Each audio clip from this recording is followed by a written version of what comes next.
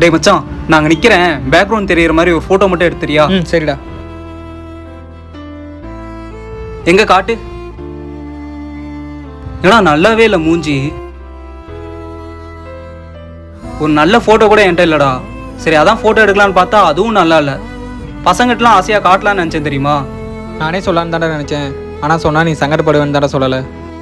இல்லை, பசங்க பார்க்கறதுக்கு முன்னாடி டெலீட் பண்ணிடுறா, பார்த்தாங்கன்னா கலைப்பானுங்க. சரி.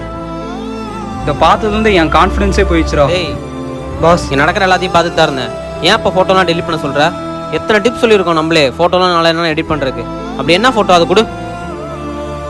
ஏய் என்னடா உங்கள் ஃபோட்டோ எடுக்க சொன்னால் பின்னாடி நிற்கிற பொண்ணு ஃபோட்டோ எடுத்து வச்சுருக்கீங்க? அந்த புள்ளைய நான் தான் பாஸ் ஒன் சைடாக லவ் பண்ணுறேன். அவளுக்கு தெரியாம ஃபோட்டோ எடுக்கலான்னு பார்த்தேன். நேரில் பார்க்க நல்லா தான் இருக்கா, ஃபோட்டோவில் தான் கிளவி மாதிரி இருக்கா இல்லை?